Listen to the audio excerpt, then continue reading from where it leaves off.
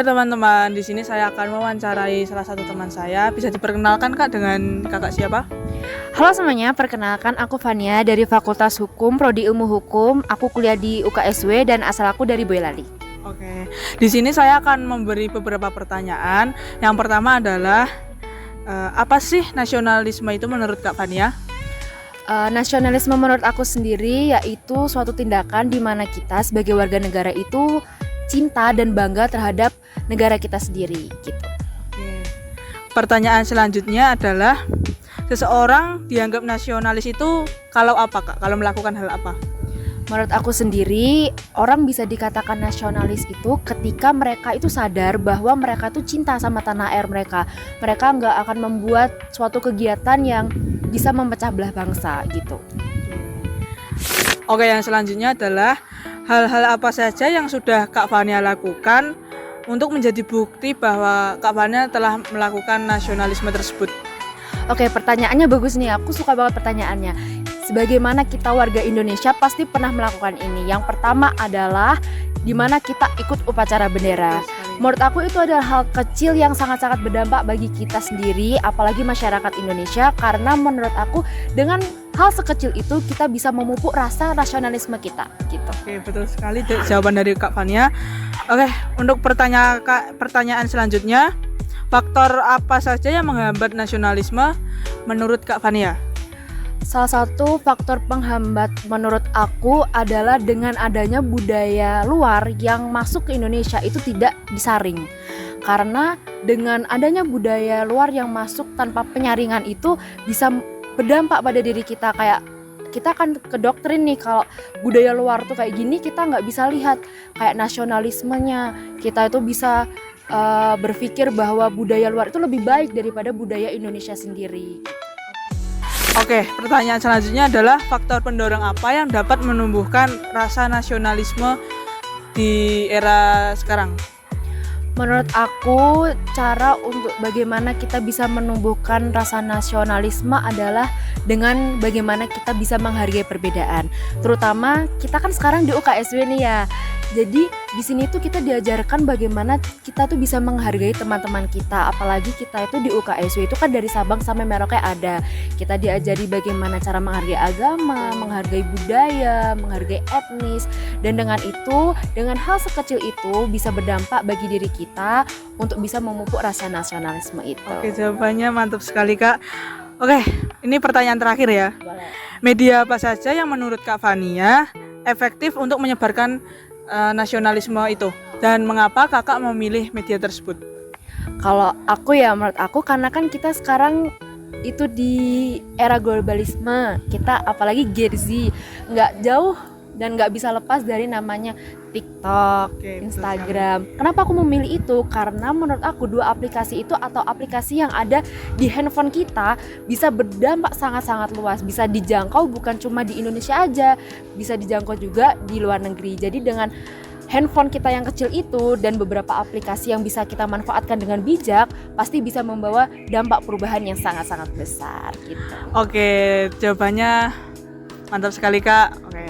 Terima kasih ya Kak Fania telah meluangkan waktu untuk tugas saya. Oke, sekian wawancara hari ini teman-teman. Kita bertemu lagi di wawancara selanjutnya. Selamat siang teman-teman semuanya. Di sini saya bersama satu orang yang ingin diwawancari. Perkenalkan, nama kamu siapa, angkatan, prodi, beserta daerahnya di mana? Halo, nama saya Rafa. Saya dari angkatan 2025. Prodi saya DKV dan asal daerah saya dari Ambon. Baik, Kak Rafa. Menurut kamu nasionalisme itu apa sih menurutmu? Kalau menurut saya itu cinta tanah air dengan aksi nyata seperti dukung produk dan lokal dengan jaga keberagaman. Baiklah Rafa. Faktor-faktor yang menghambat nasionalisme itu apa sih menurut kamu? Kalau menurut saya sih pengaruh budaya luar, kurang tahu sejarah dan sikap individualis. Oke, faktor-faktor pendorong yang menumbuhkan nasionalisme itu apa? Kalau menurut saya sih kayak konten positif, pendidikan karakter, sama rasa bangga pada bangsa. Baiklah. Media apa saja yang menurut kamu sendiri yang efektif untuk menyebarkan nasionalisme itu? Mengapa? Kalau menurut saya sih contohnya tuh seperti TikTok, Instagram, YouTube. Jadi untuk 3 aplikasi media sosial itu lebih cepat, kreatif, dan mudah menyebar. Karena menurut saya anak-anak zaman sekarang kan banyak kan yang pakai aplikasi itu. Jadi itu saja dari saya. Baik, Karapa. Terima kasih atas ketersediaan dalam wawancaranya. Ya, sama-sama. Halo teman-teman, di sini saya mau melakukan wawancara bersama salah satu teman saya. Boleh perkenalan diri, Kak? Ya, saya Samuel Adiftian Yeskiel dari UKSW juga dan dari Fakultas Ilmu Kesehatan Prodi Gizi angkatan 24. Dan saya berasal dari Kabupaten Pati di Jawa Tengah. Oke, kita langsung mulai ke pertanyaan yang pertama ya, guys. Di sini saya ingin bertanya nih, Kak, tentang persepsi Gen Z terhadap nasionalisme. Pertanyaan pertama tuh, nasionalisme menurut Kak Sam sendiri itu apa sih? Kalau nasionalisme menurut saya sih kayak perasaan kita terhadap negara ini, terhadap rasa rasa cinta tanah air kita itu seberapa gitu. Oke, nah selanjutnya nih, seseorang dianggap nasionalis tuh kalau apa? Seseorang dianggap nasionalis kalau dia mampu melakukan action ya. Ya, dia mampu melakukan tindakan yang membanggakan negara. Ini mungkin mempromosikan di kancah internasional dari dalam sendiri itu seperti cinta tanah air lah ya, mencintai produk lokal, mencintai apa yang ada di negara ini. Oke, nah hal-hal apa saja sih yang sudah Mas Sam sendiri lakukan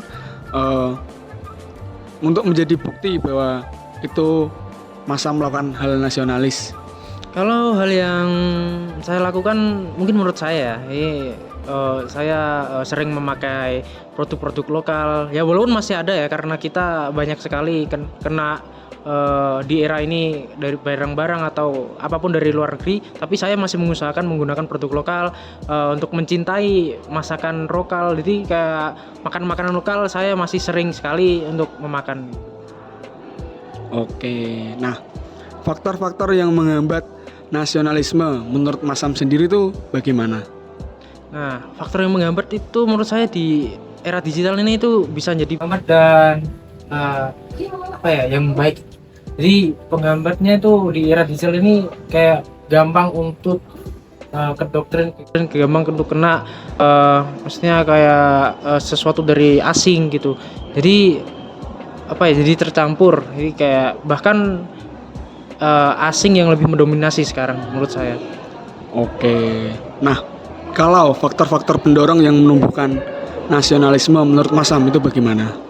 Faktor yang mendorong tentunya kita bersyukur ada era digital ini, mungkin masih ada influencer yang mempromosikan, masih ada konten-konten yang baik yang mempromosikan budaya lokal, makanan lokal dan barang-barang lokal gitu. Jadi untungnya pasti masih ada lah ya untuk mempromosikan. Itu faktor yang mendorong.